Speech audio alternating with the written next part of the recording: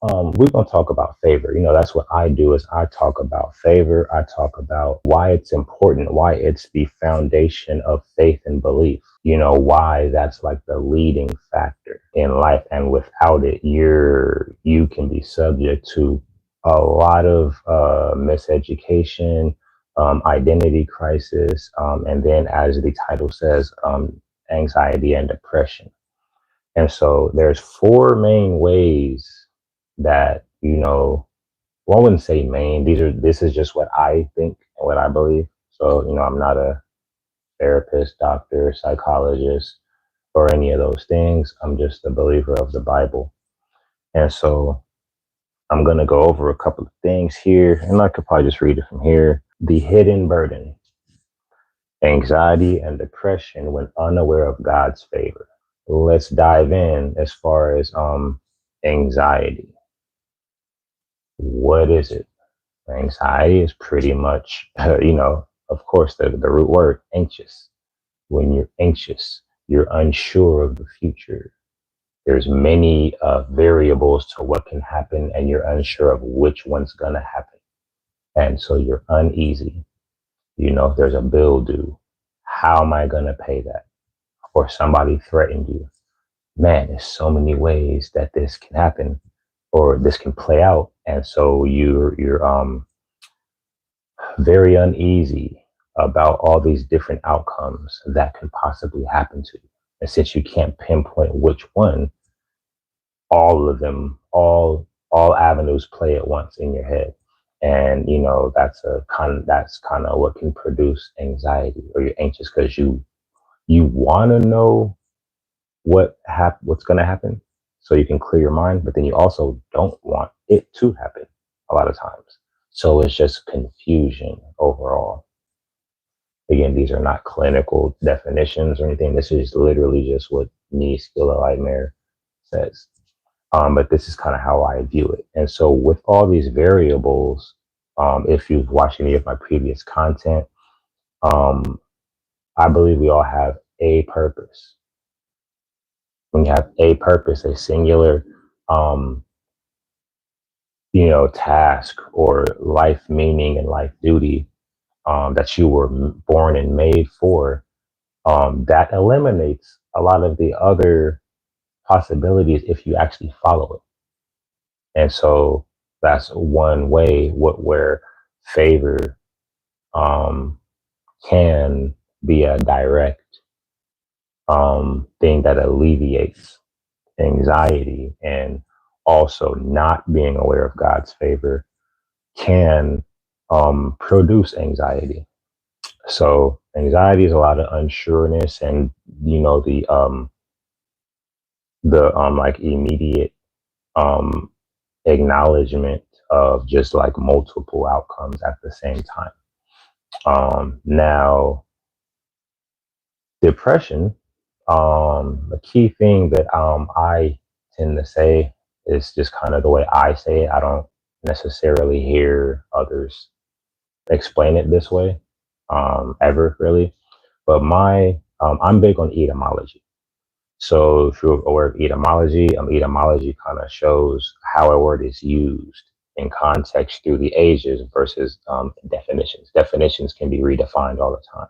So I don't look up definitions almost ever. I tend to look up word etymology instead of word definitions. So um, with the words depression, you have like the word pression's the root word, right? And so when you look at it, I look at depression. I'm like, what's the opposite of that? If you don't want to be depressed, then what's the opposite? Which is impressed. And so it's like, okay, well, if I don't want to be depressed and I want to be the opposite, I have to be impressed. So that's the key factor in depression is 100% of the time,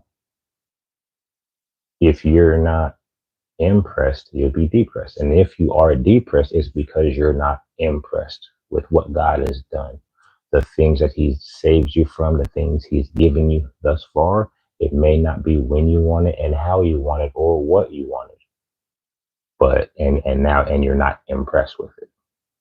That's a key factor. Again, I'm not a you know psychologist or therapist, but I have a brain.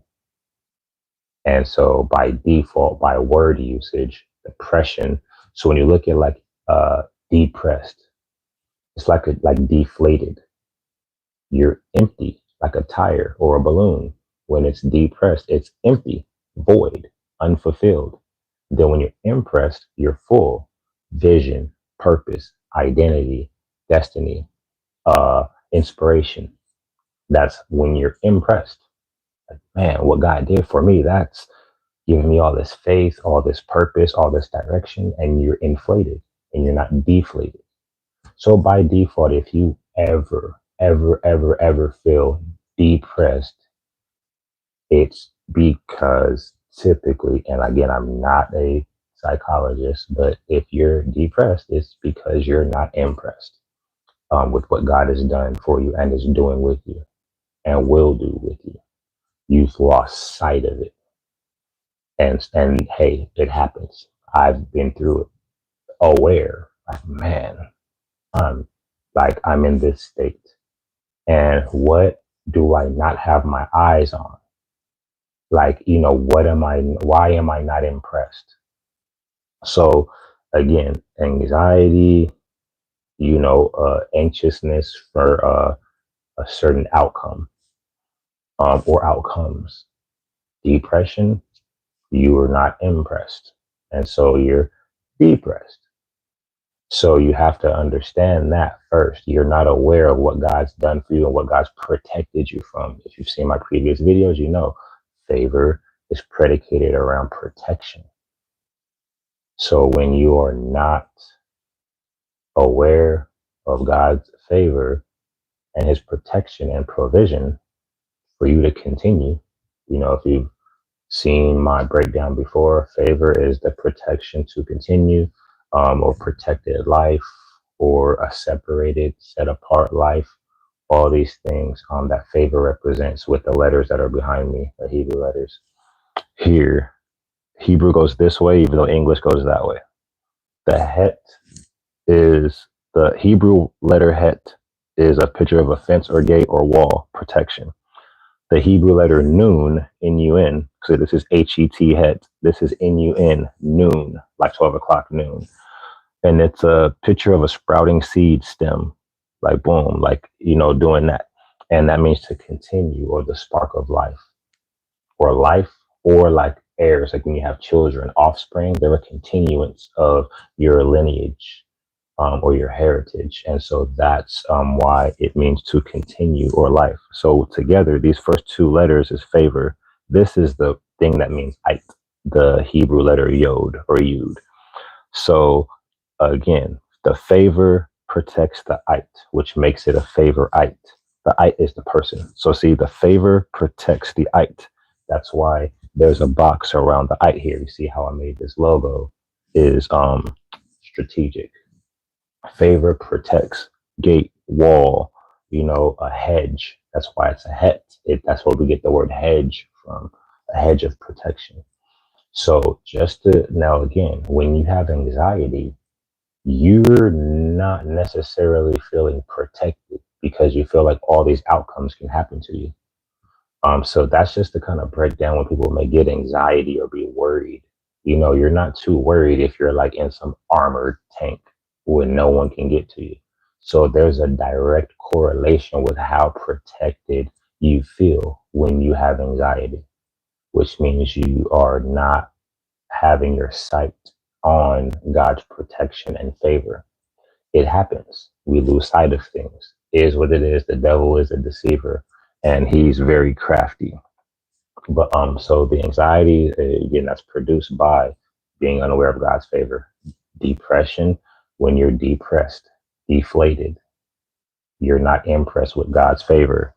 You're not impressed with what he's done for you. And so when you are depressed, that means you're not impressed with God. And so when you're impressed, you're full. When you're depressed, you're empty, like deflated and inflated. right? So when you're deflated, you don't have all the purpose and faith and inspiration within you because of what God's done. When He does stuff, you ever got a check in the mail that you weren't expecting, or somebody gave you a gift, you're like, oh man, you're so just hopeful now. Like, man, God always comes through. That inflates you. When you feel like you're not getting nothing, no one's paying attention to you, you got abandonment and all these things, and you get depressed. So you have to always keep your mind. That's why it says always give thanks. Give thanks all the time. And to give thanks, you have to be mindful of what God has done. And when you stay focused on that, it can keep you thankful and impressed with what God did that He didn't even have to do with anything in your life.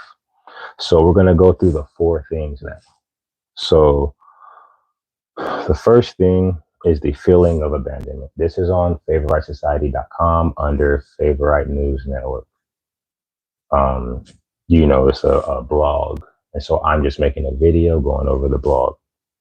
Then the first thing is the feeling of abandonment.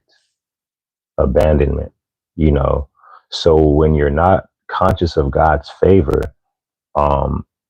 when you're facing life's difficulties, you feel like you're struggling alone, you know, and then when you start feeling the abandonment, it intensifies it, of the despair and loneliness. So that's the thing. There's feelings that we have, but then it gets intensified when you lack the knowledge and awareness of God's favor. You feel alone. Almost every instance of like this world in general, a lot of people feel abandoned in various ways because, and I would say almost 100% of it starts from childhood. Youth and children, whether they're an infant, a baby, 2, 3, 4, 5, 6, 7, they experienced a moment where someone that they should have been able to put their trust in forsook them or betrayed them, whether they got molested, they got abused or something. And that put an impression on their brain as a youth that I can't trust everybody. People are not there for me. They don't have my best interest at heart, and they want to use me. And that, if you like, just look up any mental health scenario, whether it's, bipolarness, anxiety, borderline, all these things, there's attachment issues, abandonment issues, and you feel like everybody's going to show their true color later. And so you want to try to catch or stop them or look for the red flag in the beginning, which is how you ruin every relationship in your life. Because you feel like you're going to, aha, I knew you were like everyone else. And there's people that may come and be very genuine, very sincere, that have your best interest, they mean you no harm. And because you've been betrayed before, you've already made these conscious like contracts and pacts with yourself that the next person this and the next person that, the next person that does this, and you're looking for red flags and putting the boundaries. I don't agree with any of that on the record. Boundaries, protect your peace, all these things that therapy says, that's grown folks' business.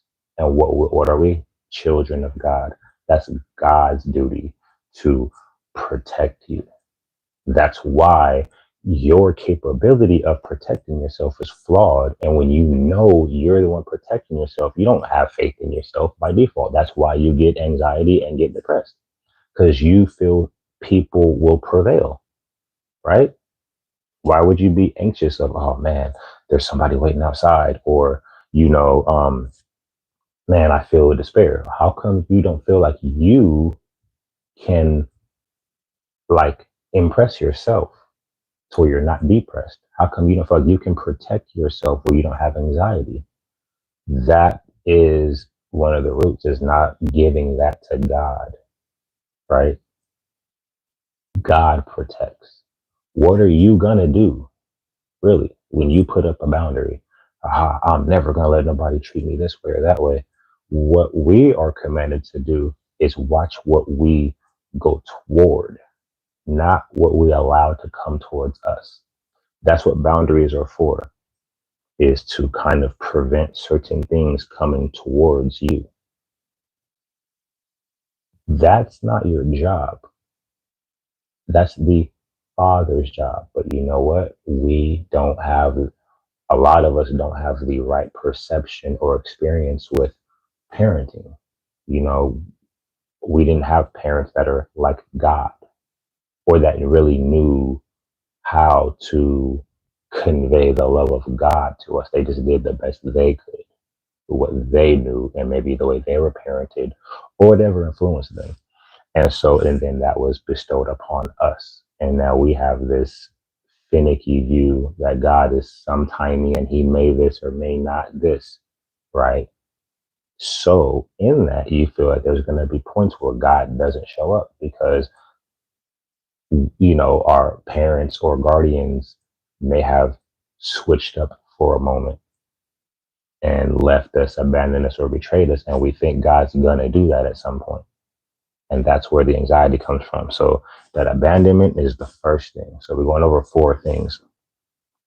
Second thing is lack of purpose. So when you lose sight of God's favor, if you've watched the video, the last live before this one, the favor of God is only because you have the purpose, because the favor protects you to continue. You're continuing because there's a purpose for you to continue, or else you don't need to continue. You don't need to exist, And so the way that God protects us shows that there's a reason why he's protecting us. It's because there's a purpose. So, as it says here, believing in God's favor often provides a sense of purpose and meaning in life. When this belief is absent, individuals may struggle to find a compelling reason to navigate the challenges they encounter. This existential crisis can lead to feelings of emptiness or hopelessness. So when you have favor, you're not necessarily, or when you know you have favor, you're not as willing to give up, right? Sometimes you're compelled to navigate the challenges you experience. Like, you know what? Oh, they're coming at me. Let me juke. Let me go around this, or let me duck, so I can still proceed forward. When you're depressed, you like give up. Like, oh, you know what? Like, you got everything got me. The bills, the betrayal of my friends, the lack, the all these different things. You begin to let them um prevail. You don't feel the need to resist. And so the purpose, it allows you to move forward and have the courage and the will to stiff arm, the opposing team, and breeze through them, bust through the crowd. Like, you're not stopping me. I have purpose. So when that driving force of purpose is absent, why? Why would you persist in anything? And that's where the anxiety comes in. Like, man, I don't know what's going to happen. I think I'm going to get conquered. I think I'm going to end. Again, these 2 letters here, I'm going to reiterate the Hebrew letter Het, H-E-T, which is like our English alphabet comes from ancient Hebrew. It does. That's why this evolved into what we know as H today. This letter here evolved into what we have as N, the letter N today, as in Nancy. So the Het, or H, is a picture of a fence or a wall or gate. The Nun, which is spelled N-U-N, but pronounced noon, like 12 o'clock. It's a picture of a sprouting seed, but it's zigzagging. So it's also because it means to continue. So also imagine the obstacle coming, and then like the little football plays where they draw, like, okay, when they come this way, you cut this way.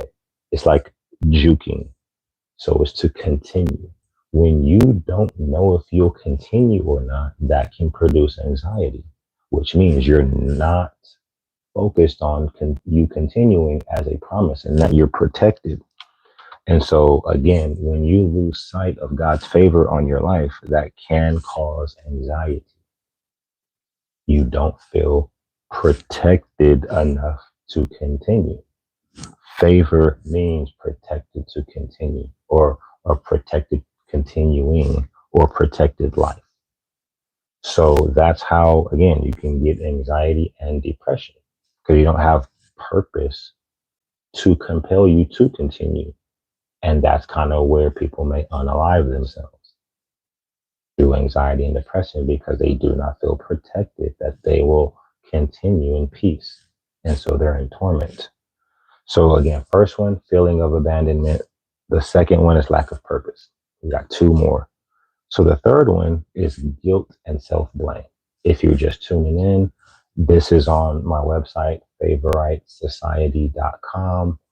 And when you go to the page on the menu, just select Favorite News Network. And the blog is right there. The third one is guilt and self-blame. So it says, in some cases, people may believe their suffering is a result of their own shortcomings or sins, even if they are unaware of their divine favor. This can lead to a cycle of guilt and self-blame, exacerbating feeling of anxiety and depression. So again, these feelings can intensify because you don't see the favor that God protected you so you can continue. You made the problem or the sin bigger than the sin forgiver. Yes, you may have fallen short. Yes, you may have violated purpose, because that's what evil means, violation of purpose, dysfunction. You had a purpose, you violated it. And then again, instead of continuing to run on the football field, like I fell, but let me get back up and keep going, you're like, oh man, I messed up. And you just sit there on the football field and you let them come just demolish you instead of getting up and, knowing your team is there to block for you and to clear a path for you. The favor clears the path for you because it protects you. When there's a whole team and opposition coming at you, it protects you. So the guilt and self-blame of your shortcomings and your sin, when you feel like all you have coming to you is punishment, you're like, okay, well, how's the punishment gonna come? And I'm doomed. There's no, but why would I be out, championing God and out helping people with their vision and their calling them to repent when I feel like God's gonna destroy me? I mean, it stops here. Again, that's how people get full of anxiety and depression and unalive themselves because they feel they dropped the ball and the ball is like stuck in the ground. So you can't pick it back up and just brush it off and keep going. So again, I'm literally pinpointing that a lot of this is due to not being aware of God's favor. Like seriously, not me just making some YouTube video to promote my ideas. Literally, that's why my logo here, it shows the original ancient Hebrew word for favor or favorite. So the first one is the feelings of abandonment out of the four things. The second one is lack of purpose. The third one is guilt and self-blame. Those are the first three, and there's one more.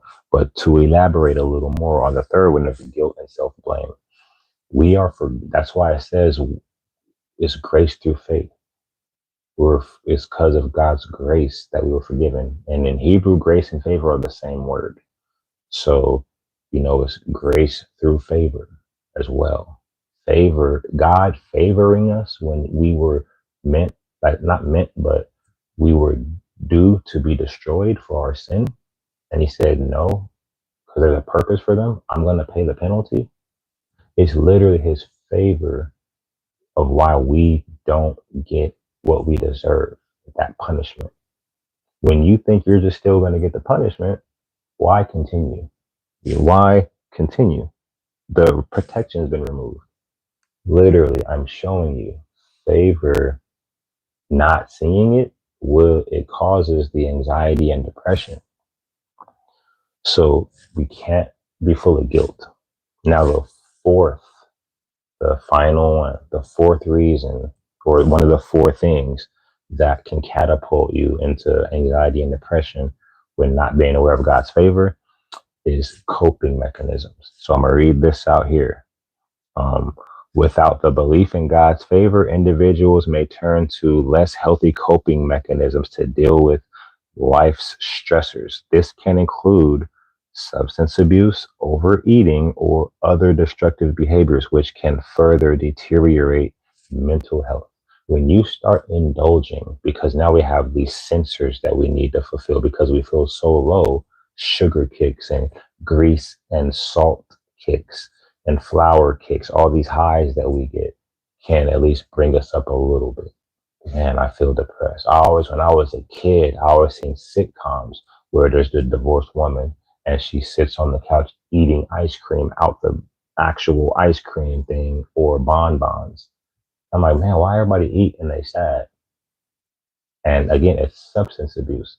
The same as, you getting the sugar packet and dumping it in something because you need your fix. I don't view that any differently than somebody hitting fentanyl or crack. Substance abuse is substance abuse, and it's because you're feeling empty or you need a kick. That's why I don't necessarily blame drug addicts, and it's just our duty to encourage them out of it. Because whether you're doing heroin or you addicted to chocolate and cheesecake and sugar, you feel low and you're trying to get a high.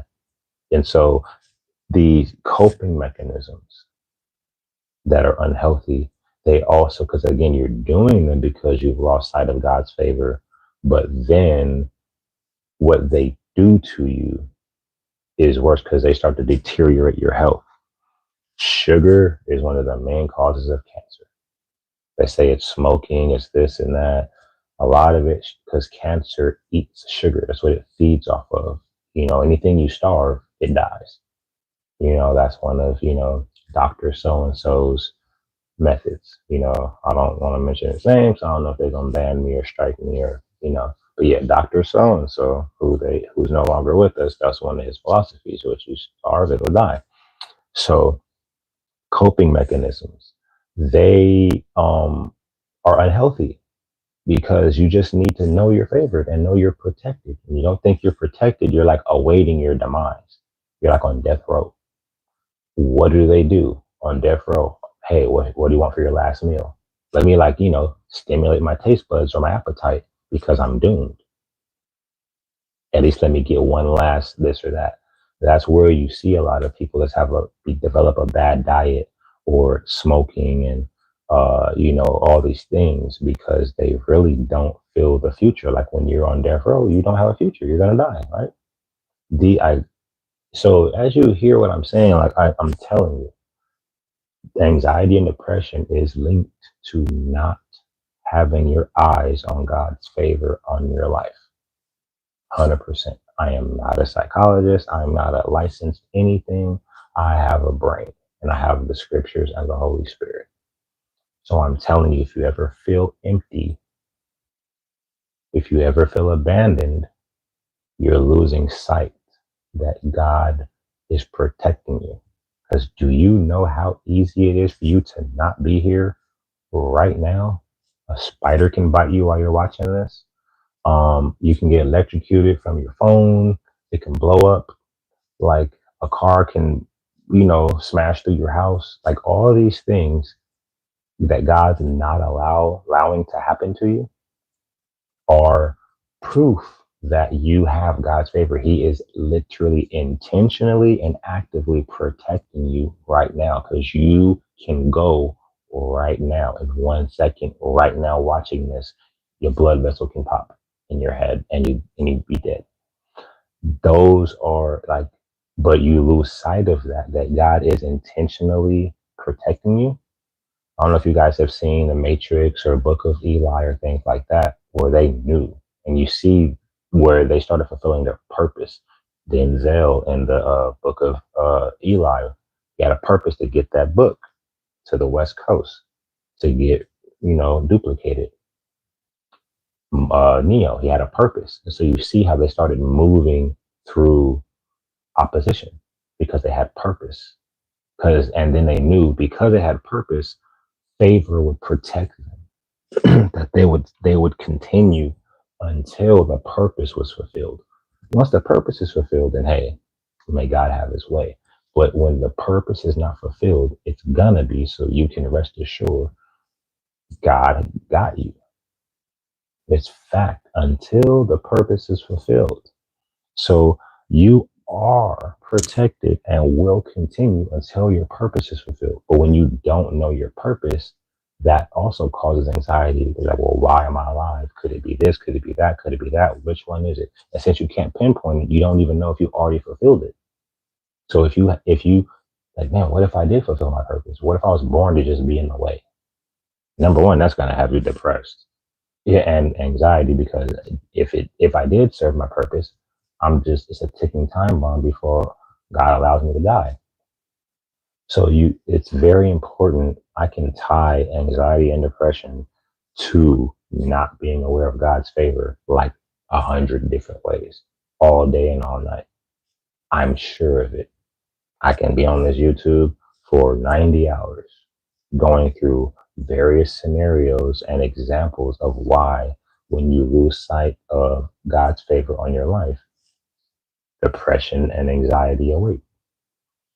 If you're just tuning in, I'll define them again for you. Anxiety is the sight or awareness of multiple outcomes coming, and you're not sure how the outcome will play out based on all these different variables. And so you're anxious. That's why anxiety is anxious. You know, it's overwhelming with all these possibilities, and you not being sure of like which way or how it's going to happen. That causes anxiety. Depression, you're depressed because you're not impressed by the actual word itself. We have prefixes, root words, and suffixes. The prefix, depressed, means there's an opposite, impressed. So I looked at that one day like, man, depression, I don't want to be depressed. So what's the opposite? And it's impressed. So just like inflated and deflated, when you're deflated, you're empty. When you're inflated, you're full. And again, when you're depressed, you feel empty and void.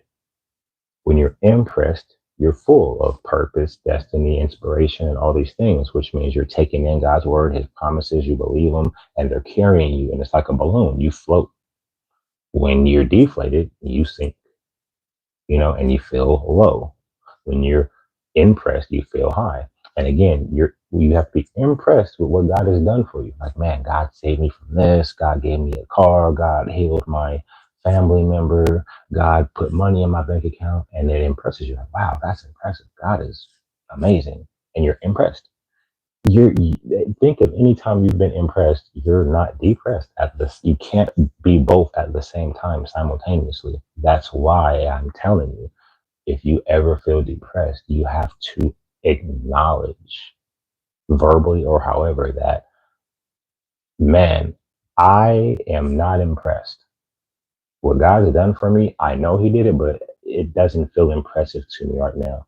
I don't think he did enough, or whatever the root is, but you just have to acknowledge that so you can be like, okay, well, let me play all the things he has done for me, and get impressed.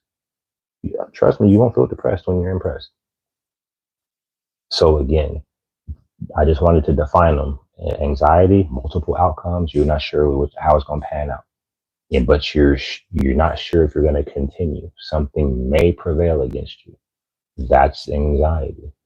Depression, you feel low and empty because you're not high and full off of gratitude and inspiration and being impressed by what God has done. And so those are the four things, just to you know recap for those that are just joining. This is the four things and the four ways, that anxiety and depression manifests, when you're unaware of God's favor on your life. The first thing is the feeling of abandonment, when you feel like you've been forsaken. Because, as I said earlier in this video, a lot of those things take root and form when you're a child. There's children, they get betrayed, they get taken advantage of in the dark, or manipulated by adults and people that they initially thought they could put their trust in.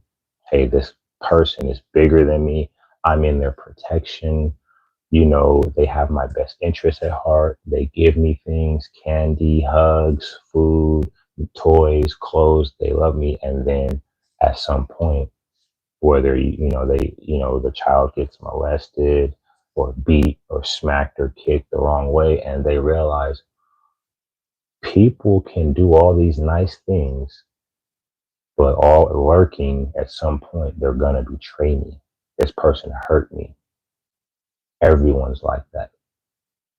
Now, from then on, they develop that even if everything's going good, at some point they're going to show their true color. And that's where you have this whole narrative right now on social media: red flags, red flags. They show me a red flag, and you're looking for red flags.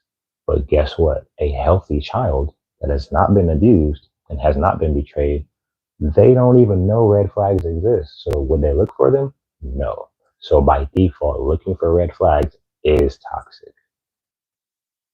Believing there are red flags are toxic. What you need to have is just discernment.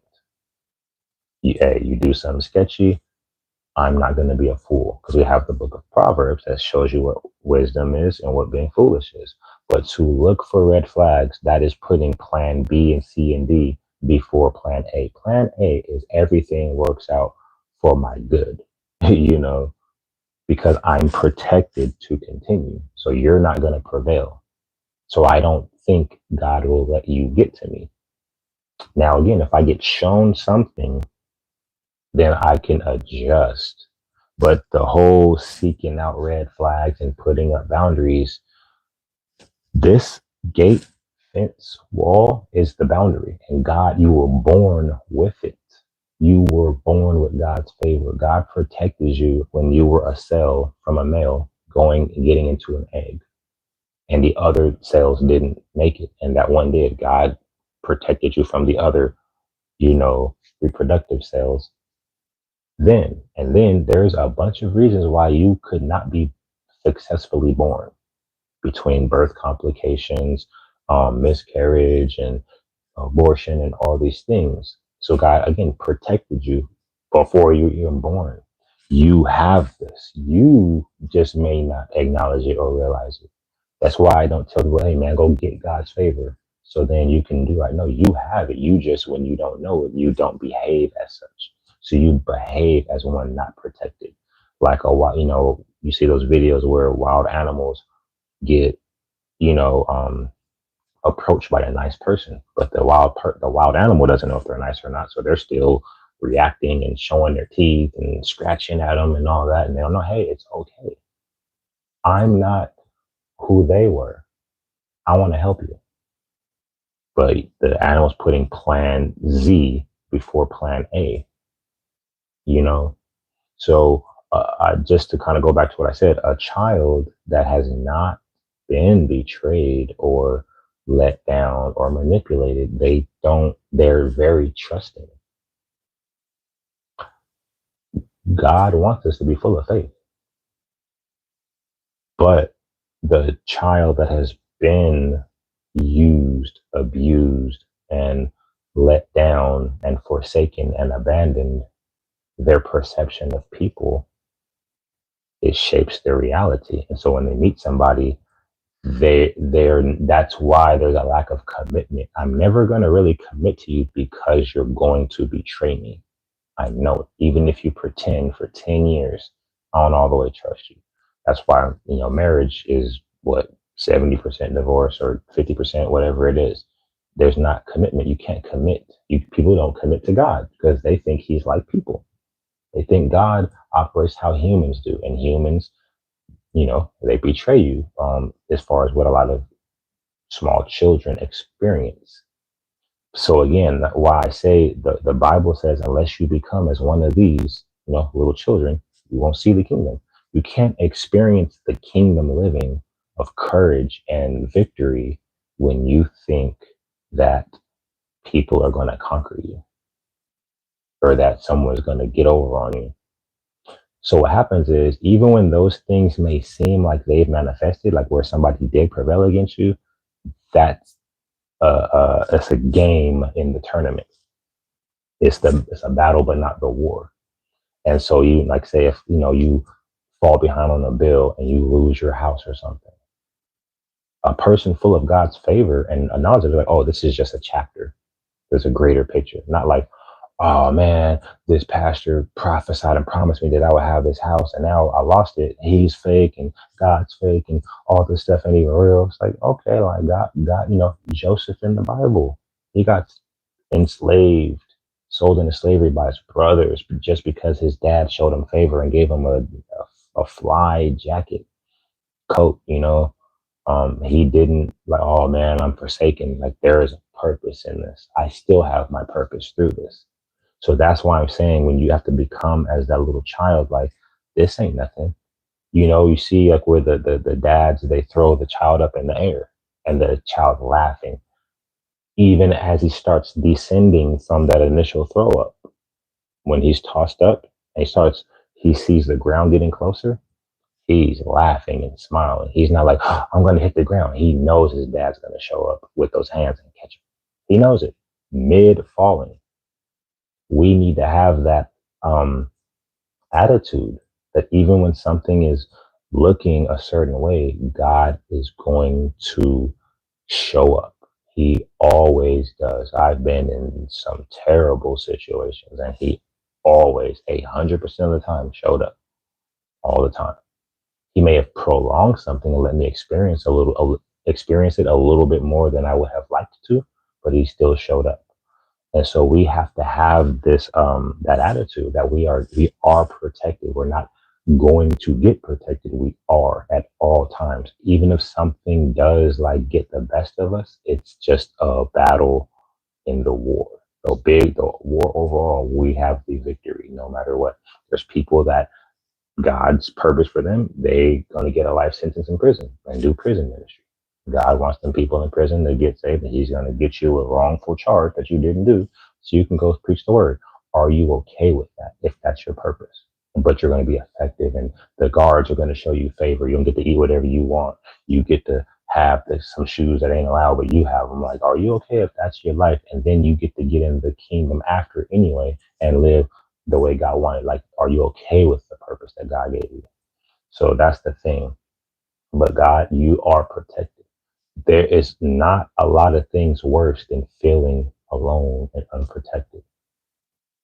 People overdose, people unalive themselves, people self-harm because I'm alone in this whole supposed galaxy, you know, this whole evolution, and you're just a sum total of a bunch of atoms and matter on accident from a big bang makes everything bigger than you, and you're just some speck in this universe, and not God intentionally made you in his image, and nothing else is in his image.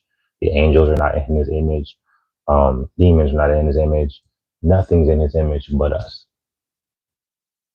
He protects you the same way you hopefully protect your child. So just to kind of go on in this, if you are feeling these things, reach out. Yeah, send me a message. You feeling like, you know what? I do feel these ways, but I think I see that I'm not really focused on God's favor, or I don't really understand God's favor. I just heard people say I'm blessed and highly favored, and I don't know what favor really means. That's why I'm showing you what it means. It means you're protected to continue. That's what favor is. One of the first mentions really in favor in the Bible is Noah, where it says Noah found favor with God. And that's why, like literally, I'm going to show you that's why it means this. The ark.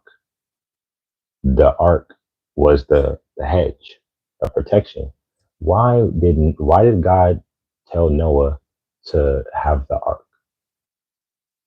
So him and his family can continue.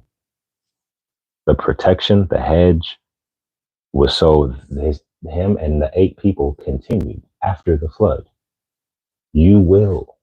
God says he's favored you, so you will. You just have to believe it. When you don't believe it, you misbehave. When you misbehave, hey, you are your actions. So, that gives you reasons to get punished sometimes for misbehaving. But Noah, that's why Noah's name is favor backwards. Like as you see, the het in Hebrew is like our H, and then the noon is like our N. This favors this way. Hana is favor in Hebrew. Hen, Han, or Hana, but HN, Ha, Na. Backwards is NH, which is Noah's name in Hebrew. So again, that picture of Noah, God allowing Noah to have the ark, so as people can continue. When the flood's over, he still existed. When this storm is over in your life, you will still exist peacefully. You have to believe it. When you don't, then you act out. Oh, everybody's against me. I'm going to just go drink. I'm going to just get high. I'm going to just start teaching people a lesson. Next person that gives me some lip, I'm going to show them and this, and that, and road rage. And you can't cut me off. And, going in the store or you call in customer service, you ain't going to put me on hold. You acting out a character with the representative, like all these things. And you acting out because you don't believe God will and has already taken care of it. And so you have to behave and know and start to train your mind like Neo in the Matrix. He had to understand these bullets ain't gonna get you. He started ducking them, dodging the bullets in the beginning, and then he realized that's not even it. When he really realized he was favored, he put that hand up and stopped them bullets. Like, you're not coming against me. So but he had to realize that he was the one, not will be the one. You are favored. When you don't realize it, then you don't behave accordingly. So again, seek help. If you have a local congregation, if you trust them, you know, convey your feelings. If you have a therapist, convey your feelings. If you have brethren around you or family, convey your feelings. So it's important to, recognize that if your feelings like a check engine light, take the car to the shop, get it checked out. Don't harbor it. If you check engine lights on, something's gonna happen. You may do something regrettably when you don't see favor. Favor's not connecting, so it's throwing you a check engine light code. So yeah, that's pretty much the end of this discussion. So I mean, uh, you know, if you guys have questions, feel free to, send them to me. I'm on Instagram, TikTok, Facebook, or just show comments. But hopefully this helps you because, again, this affects mental health and behavior. That's why when you don't understand and behave as if you have favor, a lot of people end up in the institutions for behavioral health because you're not behaving like somebody that is protected to continue. And so it's very serious that you understand you are favored. Just get in the word, train your mind to believe despite any dark, windy storm that comes into your life, God has you. That's why I have the new project out, Shalom to the Gang. If you haven't heard it, go listen to it, stream it, buy it, all that. Shalom to the Gang. SHALOMTOTHAGANG.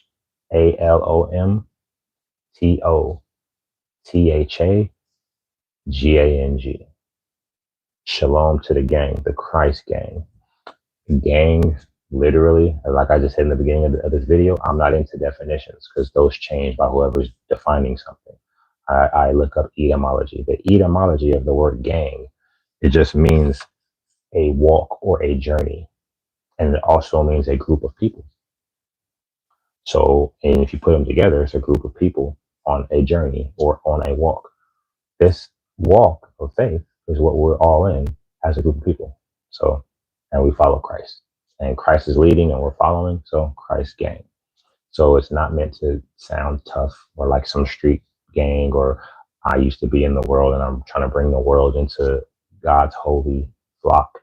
No, nothing to do with the world. Gang is just like Charlie Brown and the Peanuts gang or in Scooby Doo when they find a clue. Come on, gang, let's go. Nothing to do with criminal activity or the underworld. It's just a word.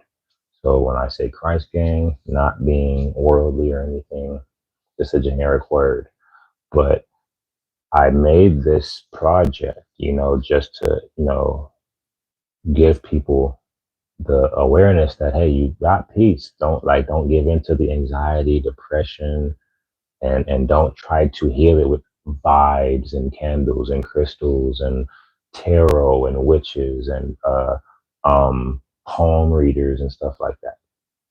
All that's out.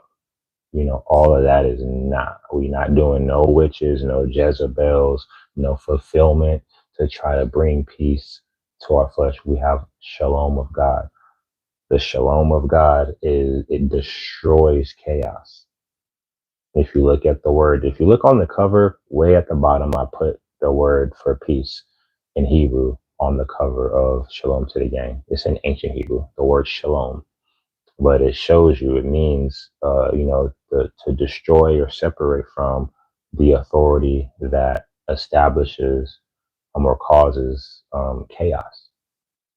That's what it means in Hebrew. The same way I'm showing you this means this visibly. This is a gate or a wall. This is a sprouting seed. This here is a hand like that. Fingers, thumb, elbow, shoulder. Fingers, thumb, elbow, shoulder. Bam. That's that. That is the Hebrew letter Yod, which means to be involved overall. It means to give or receive. So it's like, somebody's throwing you a brick and you're catching it to help build, or you throwing a brick to help somebody build, or you laying the brick, but it means to work or be involved in. Like if there's something being built, your hands are in it too. So it means to be involved.